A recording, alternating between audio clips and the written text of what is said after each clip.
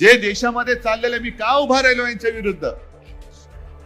अरे गद्दारांना 50 खोके मिळाले, मी जर गेलो असतो मला किती मिळाले असते? पण मला ते खोके नको आहेत. मला हे माझं वैभव आहे, हे माझं ऐश्वर आहे. आणि मोदीजी, तुम्ही किती प्रयत्न केला तरी याच्यावरती तुमचा जीएसटी लागू नाही होऊ शकत.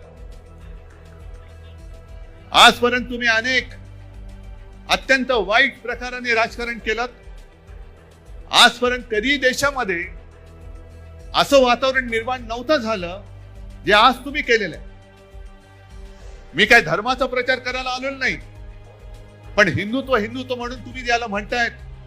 तुम्ही संपूर्ण जगामध्ये भारत देश आणि हिंदुत्व बदनाम करून टाकलेला आहात. ज्या पद्धतीने तुम्ही एकेकाला तुरुंगात टाकता आहात, अरविंद केजरीवालला टाकलं, हेमंत सोरेनला टाकलं, जगामध्ये देशाची बदनामी झाली.